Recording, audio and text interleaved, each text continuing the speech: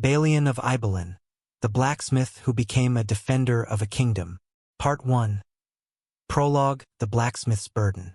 The story of Balian of Ibelin begins not beneath the vaulted ceilings of palaces nor within the bright courts of kings, but in the smoke and clang of a blacksmith's forge in the cold lands of France. His life was marked by grief from the very start of the tale.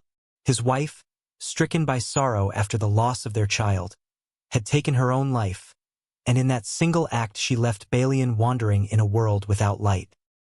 He buried her with his own hands and placed the iron cross upon the mound. The forge that once had been his purpose now stood silent, its fire as cold as his heart. Balian did not seek war, nor glory, nor wealth. He sought only forgiveness for her soul and for his own. Yet destiny does not ask what a man desires. It carries him where he is needed.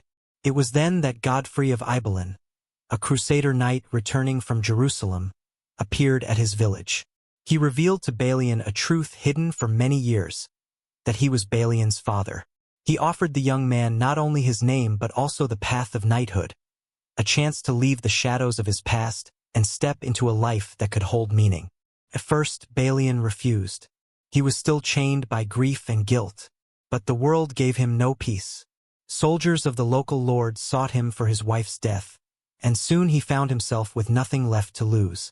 He joined Godfrey and set forth on a road that would change him forever. Part 2. The Journey to the Holy Land. The ship that carried Balian across the Mediterranean groaned under the weight of pilgrims and soldiers.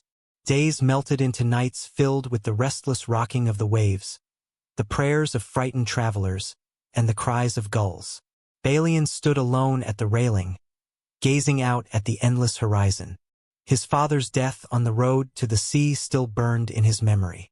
Godfrey had passed his title and his sword to his son before drawing his last breath, leaving Balian both a knight and heir to a legacy he had never sought. An old knight who traveled with them spoke to him one evening. "You are young, and you do not yet know what awaits in Jerusalem. It is not a city of saints. It is a city of ambition, betrayal, and blood. If you seek peace there, your trial will be harder than any battle." "I seek forgiveness," Balian answered simply. The knight gave him a tired smile. "Then may God grant you the strength to endure." When at last the coast of Palestine rose from the sea, Balian felt a strange tightening in his chest. This was the land of Christ, of prophets, of miracles. Yet it was also the land of unending war. The sun burned hotter, the air smelled of dust and spice, and every road carried both pilgrims and soldiers. Part 3. Jerusalem and the Leper King. Balian entered Jerusalem with the weight of awe upon him. The holy city shone with domes and towers, its streets thronged with merchants, priests, and warriors. Yet beneath its beauty lay tension. Christians, Muslims, and Jews lived side by side, bound together by faith but divided by centuries of blood. Soon he was brought before King Baldwin IV. The young monarch's body was ravaged by leprosy, but his spirit shone with wisdom and dignity. A silver mask covered his ruined face, but his voice carried strength. "You are the son of Godfrey of Ibelin," Baldwin said. "Your father was my friend. He defended this kingdom not for wealth, but for justice. Will you accept the burden of his legacy?" Balian bowed. "If it means serving peace and protecting the weak, I will accept it." The king's gaze, though hidden, seemed to pierce him. "Few in this realm truly serve God's law. If you remain faithful to your conscience, you will already be greater than most knights." It was under Baldwin's reign that Balian found his place. He was given lands, responsibilities, and the respect of those who saw in him not arrogance but sincerity. Unlike so many knights, he did not exploit his power. Instead, he built, repaired, and defended. He became a lord not of conquest but of service. Part 4.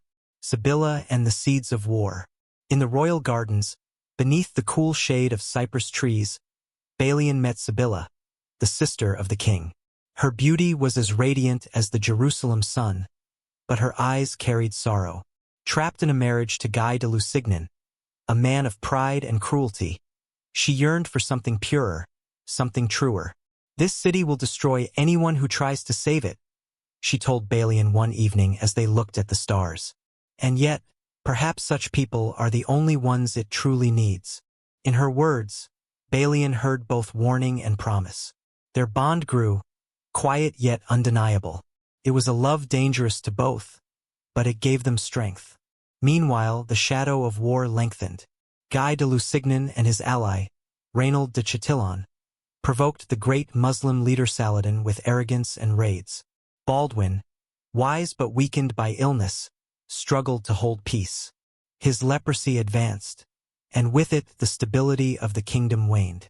Part 5. The Road to Hattin. When Baldwin died, the fragile peace he had held together shattered. Guy seized power through his marriage to Sibylla, dragging the kingdom into reckless war. Against the counsel of Tiberius, the seasoned advisor, and against the pleas of Balian, Guy marched the army into the desert to confront Saladin. The summer sun scorched the land, water was scarce, and the Crusader army was trapped near the horns of Hattin. Balian watched in horror as knights and foot soldiers alike collapsed from thirst, while Saladin's forces encircled them. The battle was a massacre. Crosses fell, banners burned, and the proud army of the kingdom was destroyed. Balian escaped the slaughter, but what he witnessed marked him forever. Part 6. The Defense of Jerusalem. With the kingdom shattered, Jerusalem stood alone. Its walls were manned not by seasoned armies but by townsfolk, priests, and children. Sibylla came to Balian with desperate eyes. "Lead them," she begged. "You are the only one they will follow." Balian accepted. On the walls of the holy city, he spoke to the frightened citizens. "We do not fight for kings or crowns. We fight for our homes, for our families, and for the right to live in peace." His words gave them courage. Men who had never held a sword took up arms. Women carried stones to the ramparts. Priests prayed as they prepared to defend with their own hands. Jerusalem became a fortress not of knights but of people. Saladin's siege began. Days turned into nights of fire and stone. Siege towers pressed against the walls, rams thundered at the gates, and arrows darkened the sky. Balian was everywhere, on the battlements, in the streets, repairing, fighting, inspiring. Yet he knew the truth. The city could not stand forever. Part 7. The Meeting with Saladin. At last, Balian rode out beneath a white flag to meet Saladin. In the great tent of the Sultan, two men of honor faced one another, one a blacksmith turned knight, the other a conqueror who ruled from Cairo to Damascus. "If we resist, every soul in this city will die," Balian said. "If we surrender, will you spare them?" Saladin regarded him in silence. Then he spoke. "I will not kill those who do not need to die. If the city yields, its people shall live." Balian returned to the walls and told the people the truth. With heavy hearts they agreed. Better life under a new ruler than death without meaning. Jerusalem opened its gates, and Saladin, true to his word, allowed the citizens to depart unharmed. Part 8. Epilogue. The Night Without a Throne. When the city was lost, Balian laid down his titles. He chose no crown, no throne, no wealth. He returned quietly to France, once again a blacksmith. But his name lived on. In songs he was called the Knight Without a Throne. In chronicles he was remembered as the defender of Jerusalem. His life stood as proof that true strength lies not in armies or crowns, but in loyalty to conscience. Old soldiers, when asked about him, would answer simply, "He was not the richest nor the most powerful, but he was the one who saved lives when all others sought only their own glory."